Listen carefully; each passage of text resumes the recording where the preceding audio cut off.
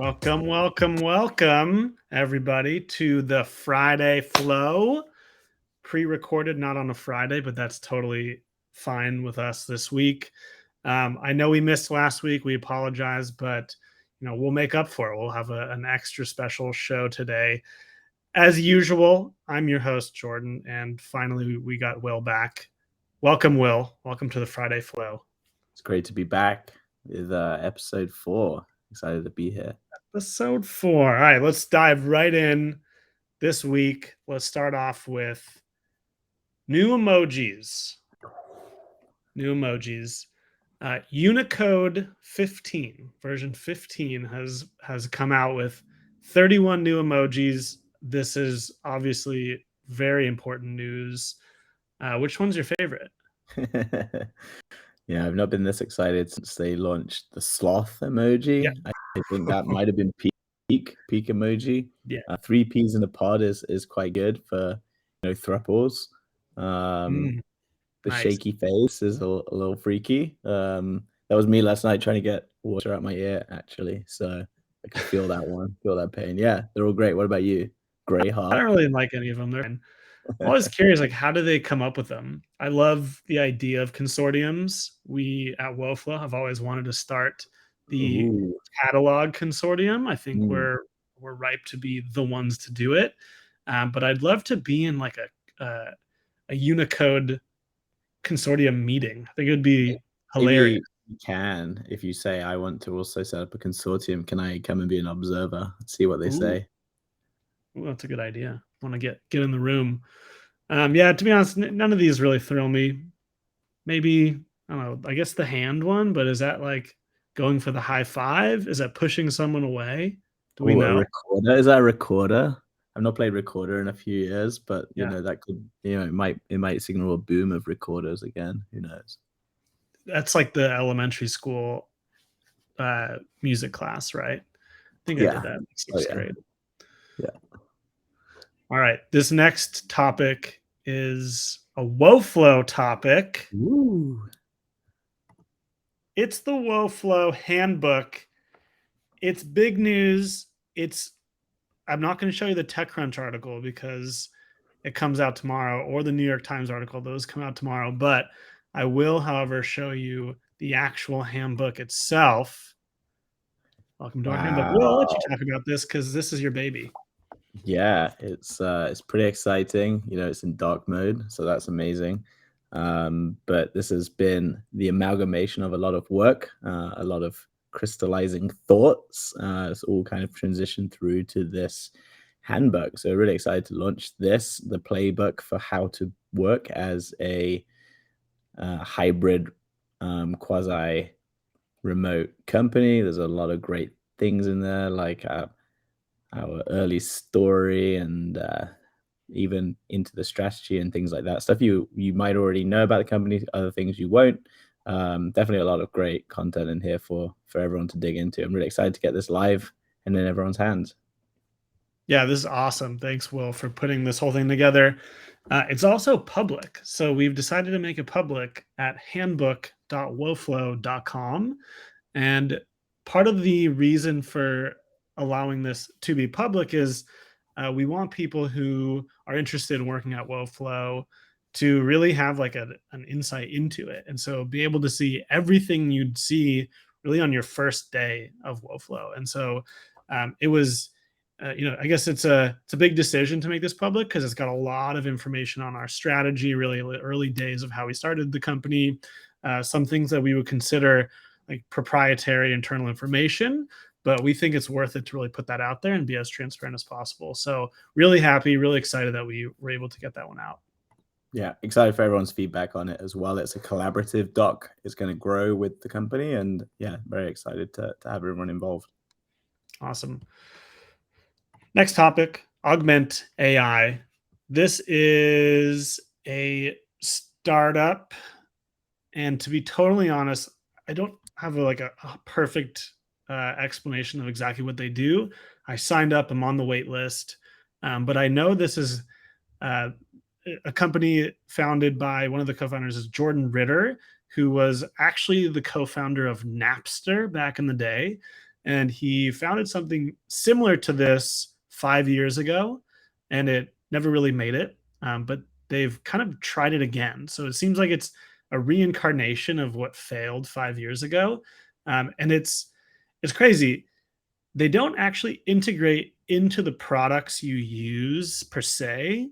This is what kind of why I wanted to talk about it. It's different than a lot of the kind of AI assistants that are out there. They don't like plug into your Zoom, plug into your calendar.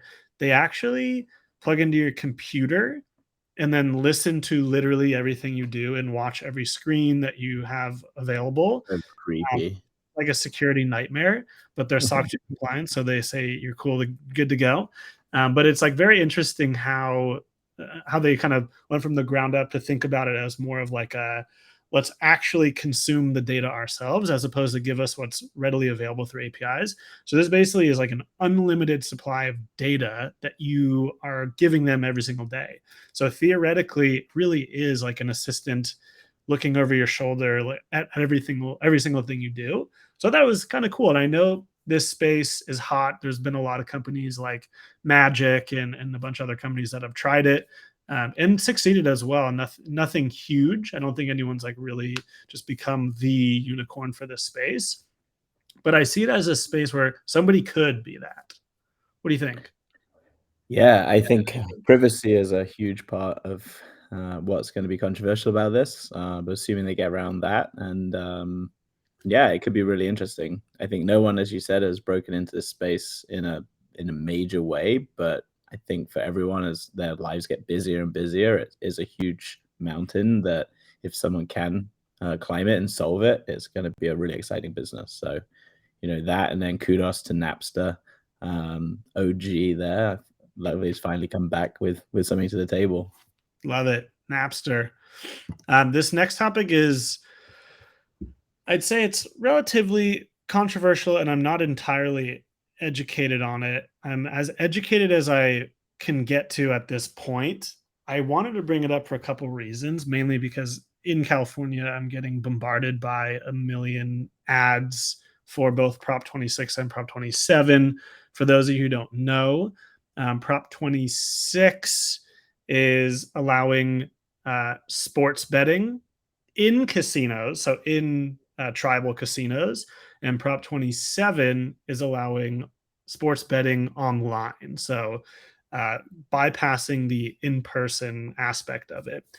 And so what interested me is the big betting companies, big gambling companies that are not necessarily directly related to tribal to Native Americans in the tribal area. They are kind of they're coming at this in like a they have a heavy hand at this. They have the ability to kind of dominate the space. And Prop 26 is really talking about how this is how the tribes have made their money forever.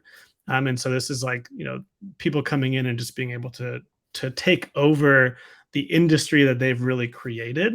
And so, full transparency, I have absolutely no I'm not going one way or another. It just is a very interesting space to me, seeing it come out here now in California.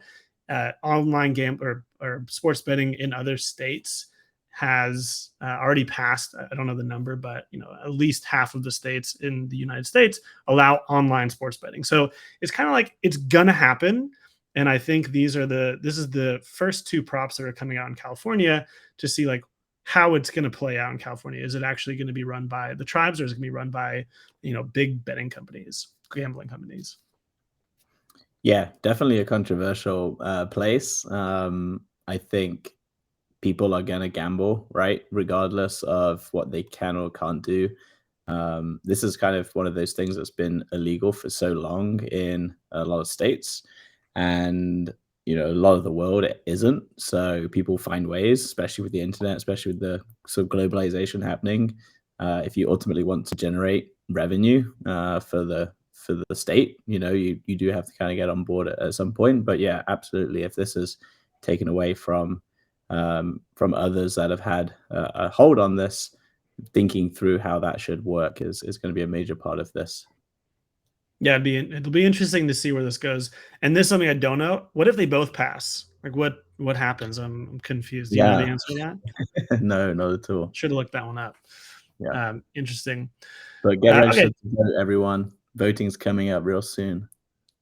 Yes. Curious to see what you guys think on these props. I guess only if you're in California.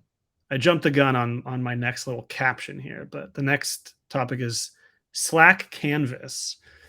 This one, Will and I had a very brief conversation before the pod about what is Slack Canvas. And in my notes, I have what the heck is it? Question mark. Will has, I think, a better idea, but I think they're really just confusing us with this idea of calling it a persistence layer. So, Will, I'll let you take this one. Like, what Yeah, and is I what is think, yeah, Ron Miller is kinda old school as well, and he got the TechCrunch piece on this, so he's decided to pick a literal canvas picture. It might be drawn by AI, I'm not sure. I don't think that's what it is at all.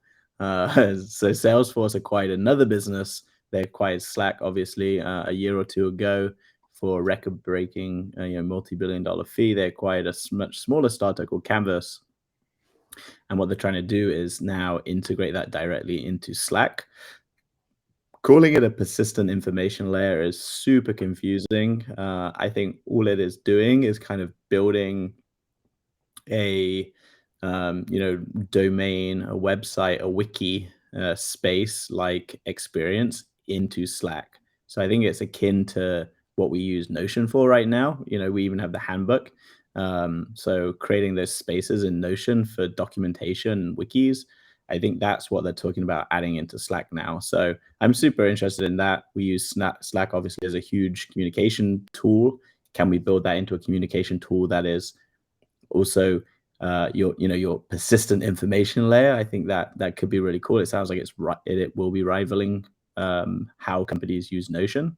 So I'm really excited about what it could look like when it's deeper integrated, because the shittiest thing that we have to use right now in Slack is the pin to channel. When you have like 100 pins in a channel, it's kind of worthless. I think this is building out a nicer way of showing that information. Yeah, maybe once this launches, instead of me having my notes over here in Notion, maybe I'll have them in Slack Canvas. Ooh, well, maybe Ooh, Zoom's gonna compete for it as well. possibly, but chances of that are much slimmer. This one is near and dear to Will's heart. This next topic, uh, it is standing ovation. It is a animal-free dairy cheese. Everyone's seen, all of the new meatless products, Impossible, Beyond, etc. Ooh, they mentioned No Beyond one's. in their COO. Woo. What was that? They mentioned Beyond in their COO getting, biting people's noses. He was probably looking for Oh, dairy I not missed that. dairy-free cheese, animal-free dairy cheese. Ooh, actually, I didn't hear Mhm. about this story. Maybe we'll talk No. about it on the next pod. Yeah. But the one thing that they've missed is cheese. I feel like I've eaten a lot of vegan food with Will, and some of the meat is passable. None of the cheese. Absolutely. None of Creeps. the cheese. So, yeah, it is the hard thing to, figure out. I think there's a few companies that have been doing an okay job. I like Daya, as an example. I like, Miyoko's, but they're still not exact. And you know how, like, Parmesan, does different things to mozzarella, does different things to cheddar. They all have different ways of melting. It's a really difficult thing to solve, without the animal part. So I think they're figuring out here, and that's what's super cool about the technology, is they're figuring out, what is it in cheese that enables it to kind of react in that different way to different things like heat. So you can definitely replicate the flavor, but can you go further and actually create a true substitute? And I think that's what Standing Ovation is trying to do here. So I'm really Yeah. excited to try it. That's going to be really exciting. Yeah, it sounds like, and I'm probably pronouncing this wrong, but it's casein or casein is like the thing that is just missing from all of like the vegan cheeses now. Kind of like how Beyond and Impossible meat has like fake blood, right? It's like I don't even know what it Yeah, is. What heme? it's the heme, Heme, yeah, iron in Impossible. Yeah, that's the experience you get when you eat real, like, beef, and so they figured out how to get that out of the soy plant root, and so I guess they're doing something similar here. yeah, awesome. Also, fun fact: vegan cheese, $2.5 billion in 2001 market cap. So, there's people who want to eat some vegan cheese. So good for them. 2001? 2001, I know that's the only data I found. It's good. Better Throwback. than It's better probably than no 10 data. now. Okay, our last topic before we go into a finisher that Will has created, and it's a surprise to me. I don't know what it is Starbucks. Starbucks. Have you heard of them? They have come out with a new loyalty program on using Web3 technology on the blockchain. And it's kind of an interesting topic. I used to actually use their loyalty program religiously, and so I know exactly how their old app worked, where you get these stars, and like it was pretty good. They were kind of ahead of their time on loyalty, and so they've been playing around with Web3 for apparently a few years. And just in the last 6 months, they kind of decided what do they want to do, what is going to be their Web3 project, and it is the Odyssey, Starbucks Odyssey. And so it's really just a recreation of their loyalty program in the metaverse using NFTs. And I have a quote here. It's a Um, very 2021 tagline, what you just said. I don't know if it will get the same, like, investment backing in 2022, but Good thing they don't need investment backing. But it says the company wanted to invest in this area, but not as a stunt side project, as many companies are doing. Rather, it wanted to find a way to use the technology to enhance its business and expand its existing loyalty program. And so, if you read through and actually look into how they're doing it and what the product is and what this whole loyalty metaverse thing is about, um, they never actually they basically they reworded everything, so there's no real Web3 verbiage. So they're not called NFTs. They've actually gone with the word journey stamps. So you get a stamp, which is an like a NFT, passport thing, yeah, and it's a passport. And so they made it very clear that they're going to obscure the technology under the hood, so users have no idea that they're actually using they're engaging in any sort of Web3 technology. It just is going to appear relatively the same, but it's going to be on the backing, on the rails, the Web3 on the rails. So I blockchain. thought it was like interesting. I'm like, I don't know exactly how this benefits the company, other than being able to put this TechCrunch article out and getting some cool buzz. But I do like it because they've changed some of their rewards, and so now you can get an online espresso martini making class with enough journey stamps. So that is a huge Wow. win for me. I'm going to be taking that class. That's why this made it onto the pod this week. Correct.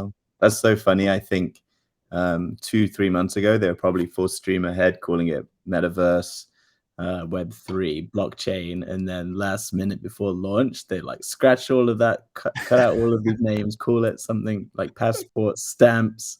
Um, but no, it is interesting. I think all of the big brands are trying to understand how Web3 could be relevant for them. I think we've seen definitely some of the fashion houses taking an interesting way, and I think that's one of the real first like use cases is like um, signature authenticity or certificate authenticity that you can provide. This is a genuine Nike or Gucci product, and here's the blockchain to show that. I think you could do that in other ways, in old fashioned ways before. So this is like a modernized approach.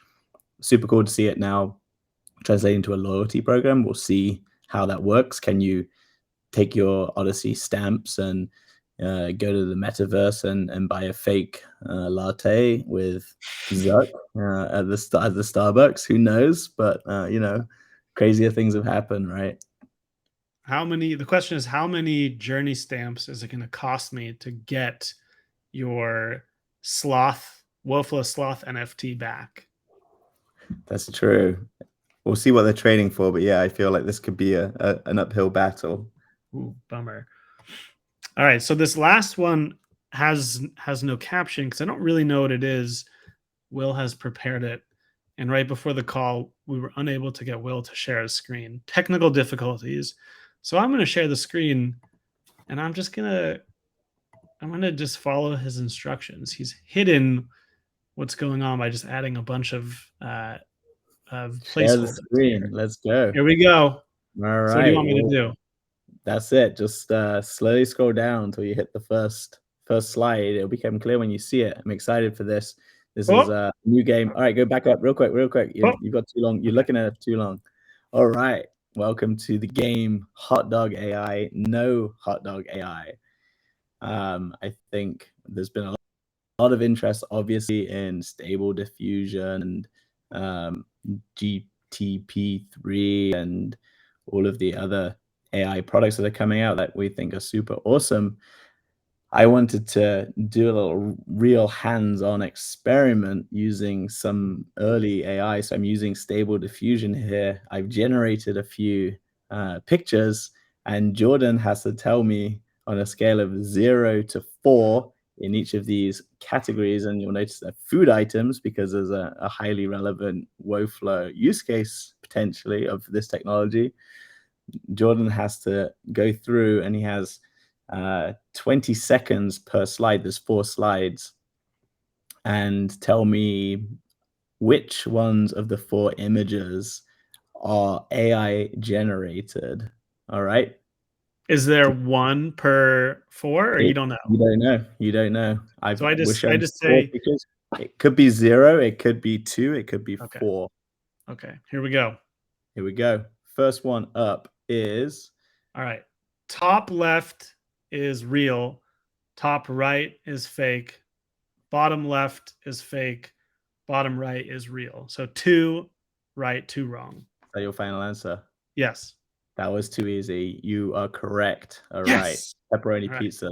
Done. Here we go. Next one. All right. Salad. Top left, fake. Top right, real. Bottom right, real. Bottom left, fake.